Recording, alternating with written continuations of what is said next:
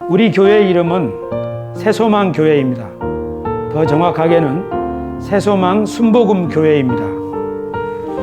저는 오늘 새소망 교회 할 때 이 새소망이 어떤 의미를 담고 있는가 하는 것을 생각해 보려고 합니다. 새소망 교회, 이 새소망 교회를 위해서 어떤 분들은 정말 잠 못 자면서 간절히 기도하고, 또 어떤 분들은 새소망 교회를 지켜달라고 그렇게 애절하게 기도하던 꿈에도 잊지 못하는 이름이 된 분들도 있을 것입니다. 우리 모두는 새소망 교회의 교우들입니다.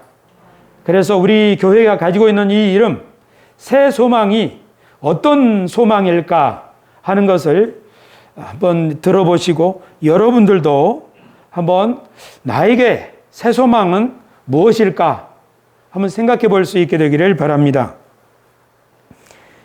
우리는 저마다 어떤 계기로 우리 새소망 교회에 등록을 했습니다. 그런데 우리들이 교회에 와서 신앙생활을 하면서 느낀 것은 뭐냐면, 이 세상에 이것을 의지하고 살았는데 그것은 의지할 것이 아니었구나. 때로는 사람, 때로는 물질, 때로는 자신의 지위, 그것 든든할 줄 알았는데 그것이 허물어져서 인생이 정말 흔들림이 크게 느껴지고 어떻게 하면 좋은가 싶을 때에 우리에게 참 소망, 우리에게 정말 새로운 소망 되시는 하나님이 우리에게 소망이 된다는 것을 우리는 경험했습니다. 그래서 내 소망을 정함이 없는 물질이나 또는 변덕하기 쉬운 사람에게 두지 말고 내 소망을 하나님께 둬야 되겠다.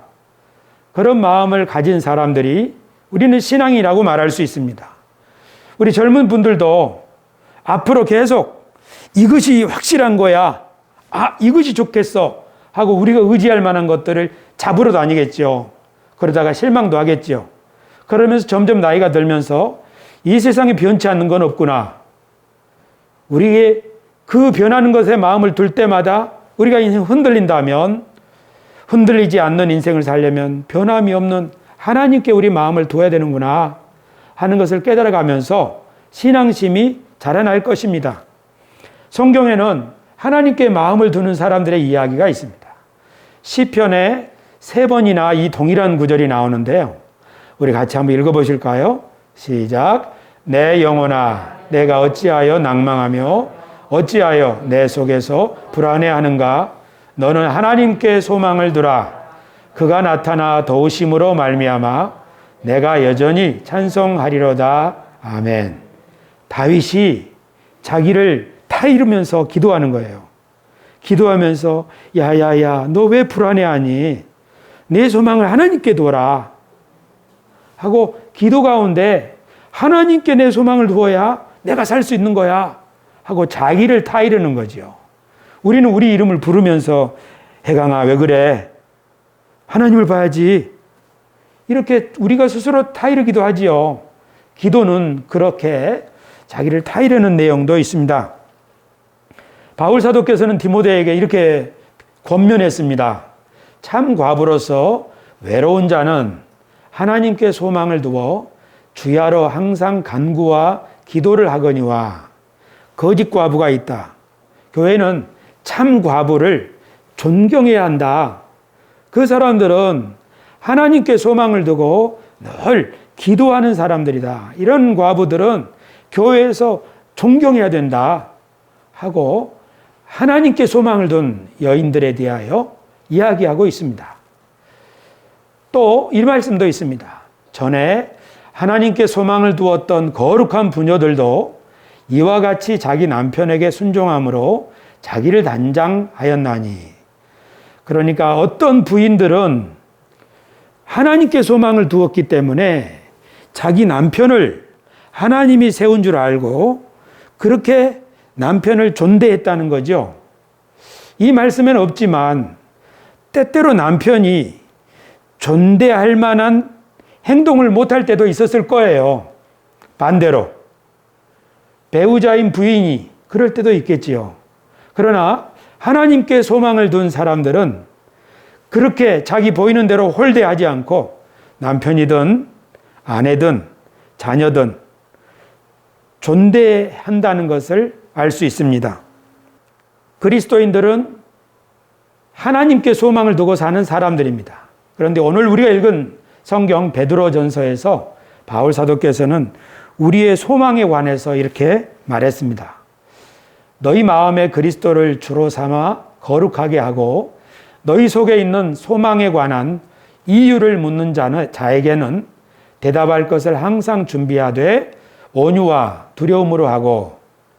그러니까 이 말씀을 보면 예수님을 마음에 모시고 진실하게 살아가는 사람에게는 누군가가 질문을 할 것이다. 야, 너 무슨 좋은 일 있는 거야? 너희 무슨 소망이 있길래 너 그런 거야? 우리 옛날 찬송으로 너는 왜 항상 웃니? 슬퍼도 눈물 나도. 그런 노래가 있었지요. 남들은 모를 거야. 왠지 좋아, 정말 좋아. 무엇이 그리 좋은지 나도 알게다오.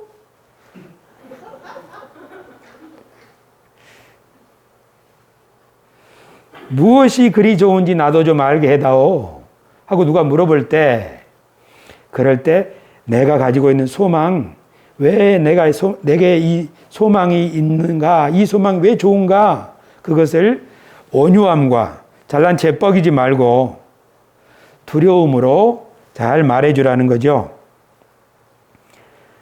사도 바울은 그리스도인들에 관해요, 우리는 소망 중에 즐거워하는 사람들, 환난을 참는 사람들이라고 말씀하고 있습니다. 소망 중에 즐거워하는 사람들, 누가 그렇게 될 수 있죠? 예수님을 만나는 사람들이죠. 살다 보면 일상도 힘들고 직장도 힘들고 가족 생활도 힘들고 나는 더더욱 미덥지 않고 나 자신도 이렇게 하는데 어떻게 누가 즐거워할 수 있겠어요? 살면서 좋은 일을 보기가 쉽지 않죠. 그러나 어떤 사람들은 좋은 일이 맨날 있는 것 같아요. 누구죠?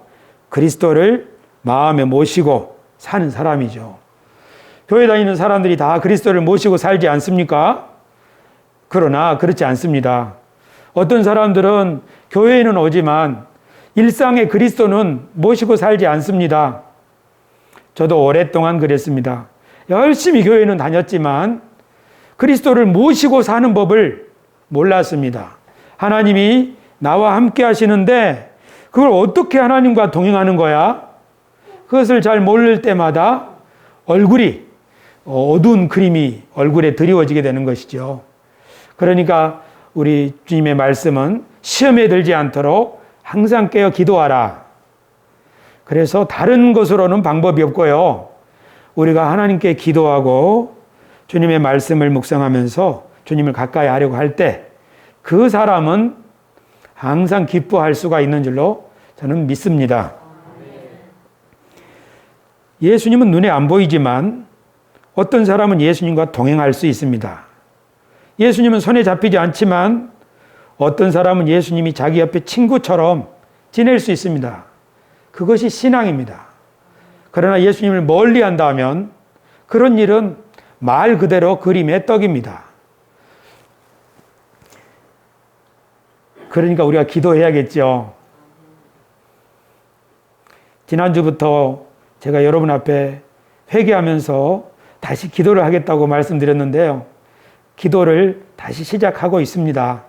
수요일도 기도하고 금요일도 기도하고 화요일 날은 혼자 와가지고 사무실에서 저녁까지 업무를 보다가 그러다가 혼자 예배당에 거닐면서 기도하는 거예요. 옛날에 보니까 여기 엎드려서 기도하다 보니까 기도하다가 자게 되더라고요. 피곤하니까. 그런데 걸어다니면서 기도하면 참 좋아요. 걸어다니면 졸지 않지 않습니까? 기도하다 노래하다가 찬송하다가 곡조는 아무리 자기가 바꿔도 상관없지요. 그렇게 기도하다 보면 문득 야, 내가 지금 하나님 앞에 있구나. 주님이 내 곁에 계시는구나. 그리고 그렇게 기도하다 보면 야, 아무개가 지금 이런 고민하고 있는데 내가 어떻게 도와주면 좋지? 또는 앞으로 내가 이런 일을 하고 싶은데 어떻게 이걸 잘 풀어가면 좋지? 그런 지혜가 막 쏟아지는 것 같아요. 교우 여러분, 우리가 기도를 다시 회복합시다. 하지만 어떻게 회복해야 되는지 잘 모르겠어요. 저는 이렇게 하고 있어요. 일단 수요 예배와 금요 예배 와서 같이 기도하고 있고요. 혼자 있는 시간을 마련해서 걸어 다니면서 기도하려고 하고, 기도가 안 되면 노래도 부르고 찬송도 부르고 그렇게 하는 거예요. 어쩌면 우리가 걸어 다닐 때 기도하는 거 괜찮은 것 같아요. 출근할 때도 지하철 탔을 때도 누가 할 게 뭐예요? 어떤 분은 말하기를, 우리 이장로님 그러셨나? 코로나가 좋은 것은 이 마스크 때문에 우리가 기도하고 걸어 다녀도 사람들이 모른다는 거예요. 어쨌든 나의 기쁨, 나의 소망 되시며 나의 생명이 되신 주 밤낮 불러도 늘 아쉬운 것뿐이다. 이렇게 하나님을 찾고 하나님께 소망을 두고 있는 우리들, 그 그리스도가 우리 안에 소망이 되실 때 우리의 삶은 환하게 빛나고, 또 어떤 경우에는 우리의 소망이 무엇인지, 우리에게 어떤 비밀이 있는지 묻는 사람들도 생길 거라는 거죠. 그런 질문이 비로소 우리는 복음 전도의 출발점이 되지 않겠나 생각해 봅니다. 떡 줄 사람은 생각지도 않는데 김치국물부터 마신다는 말이 있지요. 나는 교회에 올 생각이 1도 없는데 자꾸 교회 와라 그러면은 말도 안 되죠. 그러니까 그 사람이 떡을 줄 만한 마음이 들 수 있도록 우리들이 먼저 하나님과 친밀하고 성령의 인도를 따라 사는 것, 그렇게 하다 보면 하나씩 하나씩 풀리게 될 줄 압니다. 베드로 사도는 우리 안에 이런 소망이 있다고 말합니다. 새소망 교회 다니는 성도들은 적어도 새소망이 뭔지, 예수님을 믿을 때 주시는 그 새소망이 뭔지는 좀 잘 생각을 해봐야 합니다. 베드로전서 1장 3절 4절, 우리 주 예수 그리스도의 아버지 하나님을 찬송하리로다. 그의 많으신 긍휼대로 예수 그리스도를 죽은 자 가운데서 부활하게 하심으로 말미암아 우리를 거듭나게 하사 산 소망이 있게 하시고 썩지 않고 더럽지 않고 쇠하지 않는 유업을 있게 하시나니 곧 너희를 위하여 하늘에 간직하게 하신 것이라. 여기 보시면 산 소망이라는 말이 나옵니다. 살아있는 소망이라는 거죠. 이거는 확실한 소망입니다. 산 소망 반대는 죽은 소망입니다. 그거는 소망 가져봤자 헛거지요. 헛소망. 그러나 우리들에게 주님이 주신 소망은 산 소망인데, 언제 그 소망을 우리가 받게 되는가 하면, 하나님이 예수님을 죽은 자 가운데서 다시 살리셨을 때 그 예수님의 부활을 믿는 사람들이 새롭게 거듭나 하나님의 자녀, 하나님의 백성으로 새롭게 거듭날 때 갖게 되는 소망이 산소망인데, 그것을 다른 말로는 우리들이 장차 받게 될 유업이라고 말합니다. 유업은 유산 또는 기업 같은 겁니다. 가정마다 재산, 기업, 유산 있습니다. 그 유산은 대대로 물려갈 것입니다. 하나님도 우리들에게, 하나님을 믿는 우리들에게 물려줄 유업, 유산이 있다. 그렇게 말합니다. 이 땅에 있는 유업, 유산은 쇠하고 썩어지고 나중엔 다 없어지죠. 아무리 많은 재산도요. 그렇지만 우리들을 위하여 하늘에 예비되어 있는 그 유업은 썩어지지 아니하고 쇠하지 않는다. 그렇게 말합니다. 제가 좋아하는 찬송, 나의 영원하신 기업 생명보다 귀하다. 나의 영원하신 기업 하나님으로부터 물려받을 거 내 생명보다 귀합니다. 그렇기 때문에 주님 내 일생 다 가도록 나와 동행하여 주십시오. 제가 그 기업을 받으려고 세상 부귀 아니람 모든 명예 버리고 악월골짝 지나며 험한 바다 건너더라도 내가 인내하고 주님 문 앞에 다다를 때 내게 그 기업을 주십시오. 그런 노래가 있는데요. 이 찬송가 435장 제목을 보면 그 제목 밑에 성경 말씀이 있는데, 이 찬송은 이 말씀으로 더 설명할 수 있다 하는 뜻인데요. 이런 나의 영원하신 기업을 소개하는 성경 말씀 디모데후서 2장입니다. 같이 한번 읽겠습니다. 시작. 미쁘다 이 말이요, 우리가 주와 함께 죽었으면 또한 함께 살 것이요 참으면 또한 함께 왕노릇할 것이요 우리가 주를 부인하면 주도 우리를 부인하실 것이라. 아멘.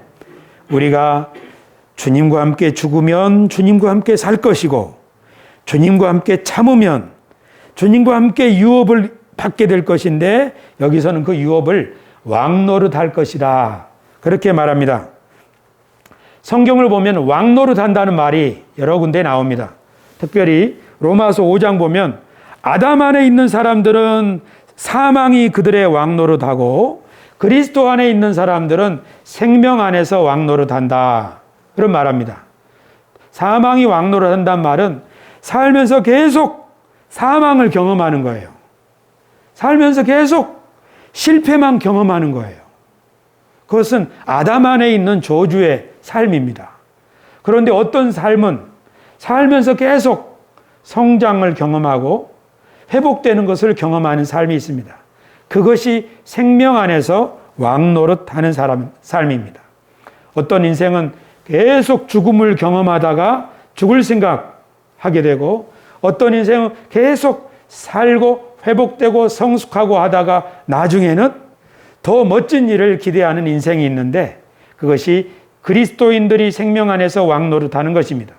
그렇게 보면 인생이라고 하는 것은 사망이 왕노릇하는 삶이냐 아니면 생명 안에서 왕노릇하는 삶이냐, 점점 망하는 삶이냐 아니면 점점 흥하는 삶이냐, 이 둘로 우리는 생각해 볼 수 있습니다.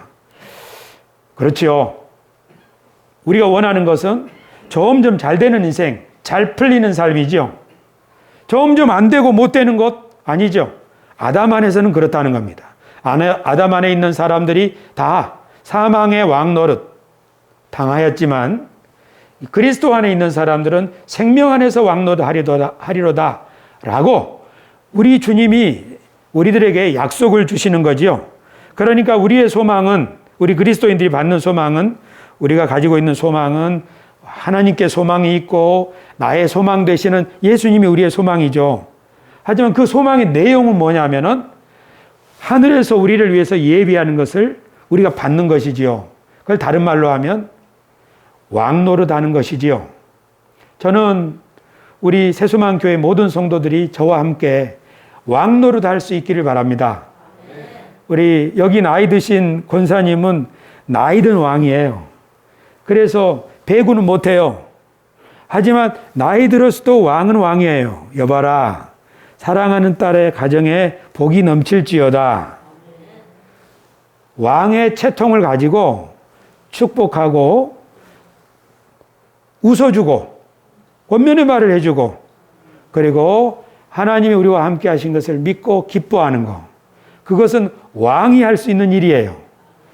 왕이 아니고 죄수가 하는 일은 뭐예요? 에고 언제 내 인생은 끝나나, 인생은 고난뿐이로구나, 이렇게 사는 것은 마치 감옥에 갇혀있는 죄인처럼 사는 거죠. 예수님은 우리들에게 하늘에 있는 우리들을 위해서 준비한 것을 주시는 것인데, 저는 이걸 우리가 죽은 다음에, 주님이 죽은 다음에 주시지 말고 지금부터 조금씩 주셨으면 좋겠어요. 그리고 우리 기도할 때 하나님이 옛다, 네가 왕노릇 하려면 이게 필요하지 하고 아이디어도 주시고 지혜도 주시고 또 막 용기도 주시고 그랬으면 좋겠어요. 하늘에 우리를 위하여 예비되신 것 말입니다. 그러지 않습니까? 하나님께서 우리에게 복을 주시되 하나님을 사랑하는 자에게는 하늘의 신령한 복과 땅에 기름진 복을 주신다.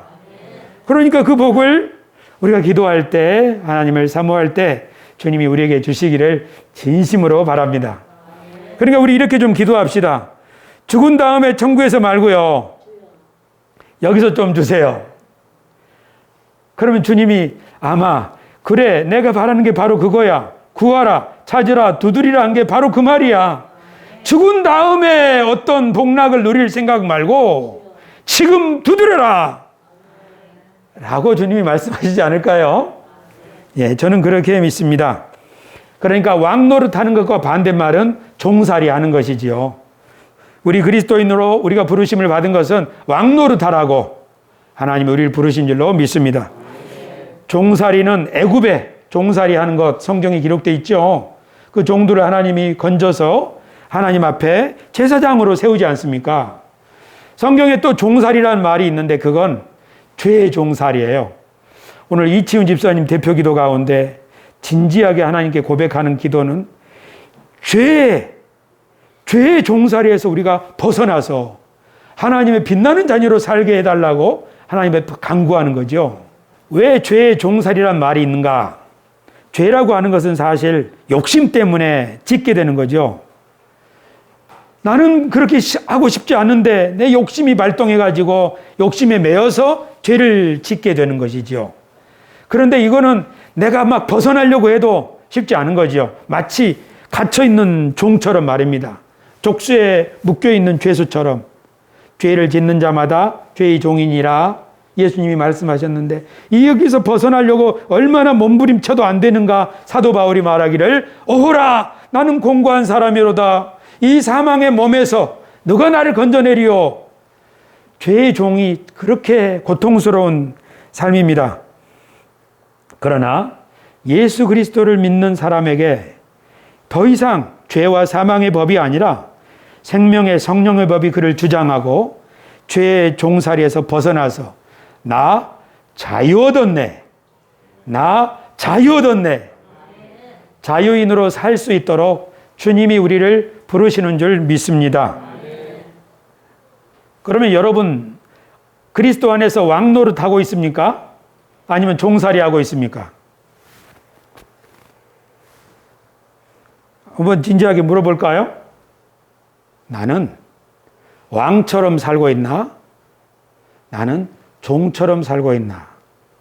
제가 제 자신을 생각해 보니까 제 과거를 생각해 보고 현재 저의 사는 삶을 생각해 보니까 사람은 너무나도 쉽게 종살이를 하기가 쉽구나. 사람의 종이 되어서 사람을 두려워하거나 또는 욕심의 종이 되어서 욕심에 휘둘리고 살기가 너무 쉽구나. 사람이 처음에 태어날 때는 왕 같은 대접을 받지요. 이렇게 모든 거 다 공급해 주지 않습니까? 유유유유 하고요. 그리고 자기가 울어버리면 다 되잖아요.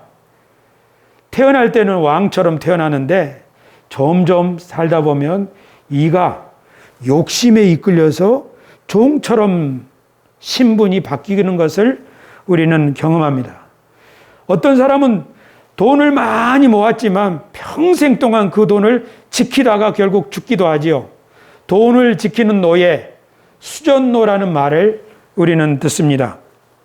돈의 노예, 탐심의 노예, 권세의 노예, 사람의 노예, 거기에서 벗어나서 왕처럼 당당하고 떳떳하고 그렇게 사는 것, 그것이 하나님께서 우리를 부르신 목적인 줄로 믿습니다.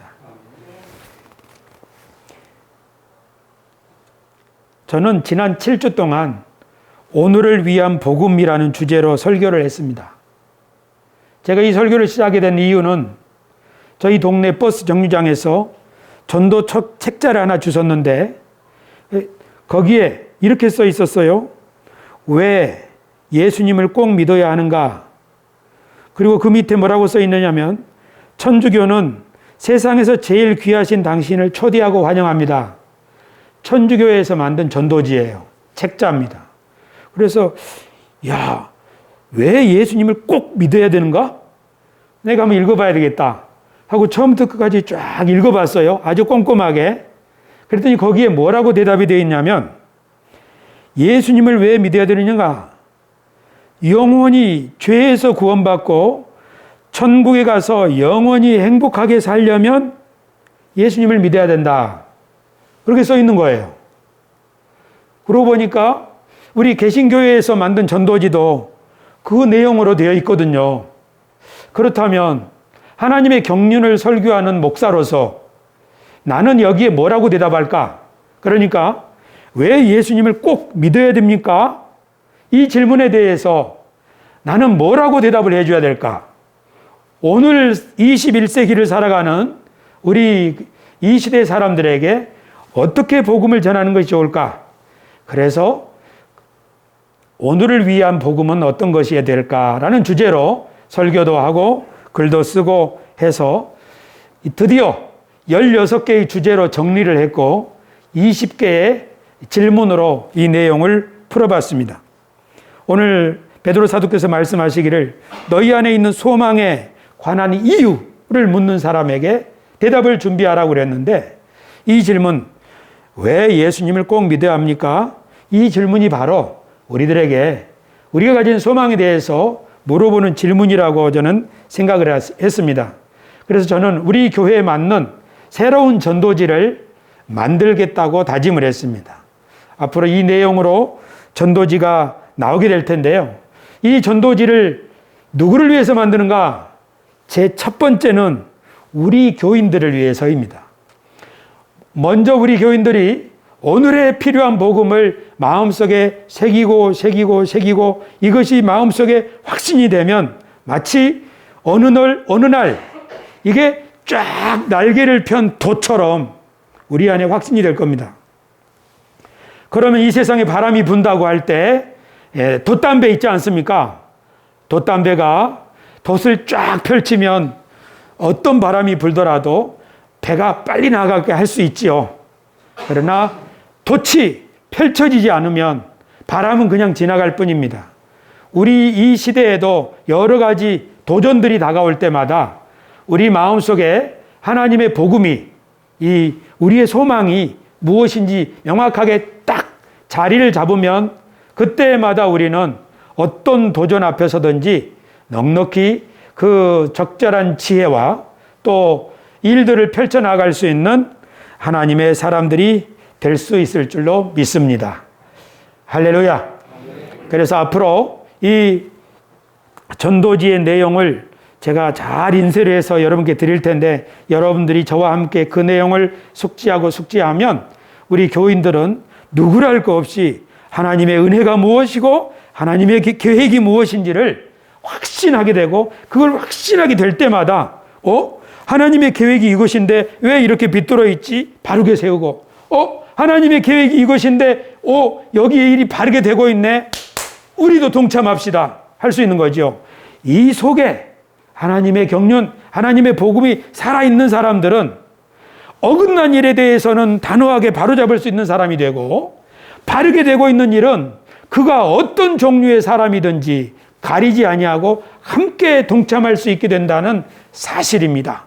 교우 여러분, 그러므로 이 하나님의 복음이 우리 안에 잘 정리되어야 되는데 성경은 두껍고 내용은 많지만 이것을 핵심적으로 제가 정리하려고 합니다.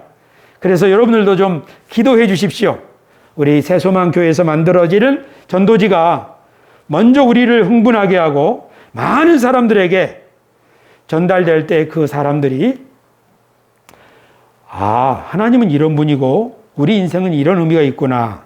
그 전도지를 보고 새소망교회는 이런 교회구나 하고 우리 새소망교회로 나오게 됐고 전도지를 받아들고 긍정적인 반응을 하는 사람들은 하나님의 경륜, 이 책을 선물로 해서 그 사람이 하나님의 경륜을 잘 이해할 수 있도록 도와주는 우리 모든 성도들이 되기를 바랍니다.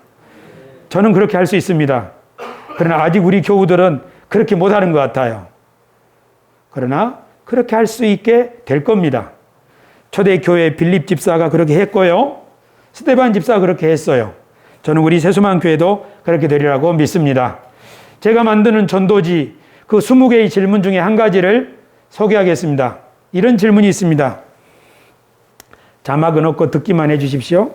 18번째 질문. 인간이 후회 없이 한평생을 살려면 어떻게 살아야 합니까? 이런 질문이 있습니다. 인간이 후회 없이 한평생을 살려면 어떻게 살아야 합니까? 이거 성경에 있는 말씀이죠. 그래, 맞아. 성경으로 대답을 해야 되는 거예요. 한평생 후회 없이 살려면 어떻게 살아야 되지요? 저는 뭐라고 답을 했냐면요. 여러분들도 다 답을 낼 수 있습니다. 그러나 저는 이렇게 답을 했어요. 다른 사람의 종으로 살면 반드시 후회합니다. 자기 자신만을 위해 살아도 반드시 후회합니다. 인간은 자신의 삶을 살아야 합니다. 그 자신의 삶은 하나님이 주신 자신의 본분을 깨닫고 그 일에 최선을 다하는 삶입니다. 그러므로 인간이 후회 없이 한평생을 살려면 하나님 앞에서 자신을 발견하고 하나님이 자신에게 주신 자신만의 삶을 살아야 합니다. 그것은 구도의 길이며 진리를 따라 사는 길입니다. 너무 어려운가요? 쉬운 말로 말하면 후회 없는 한평생 후회 없이 살려면 사람 눈치 보지 말고 내 욕심대로 살지 말고, 그렇게 하면 자기도 병들고 사람들 다 병드니까 그게 죄지요. 내 인생을 살아라. 내 길을 걸어가라. 그 내 길이 뭐냐? 하나님 앞에서 내가 누구인지 알고, 하나님 나에게 이렇게 살라고 하셨구나. 하나님이 내게 주신 본분을 깨닫고 그 일에 최선을 다하는 거예요. 근데 문제가 있어요. 하나님이 나에게 무슨 일을 하라고 하시는지 내가 그걸 어떻게 알아요? 그래서 하나님의 뜻을 배워야 되지요. 구도의 길이지요. 진리를 알아가야 되는 거죠. 그렇게 하면 어떻게 해야 돼요? 이 장로님? 세수만교회 와야 되는 거죠. 정답이면 아멘 합시다. 맞아요.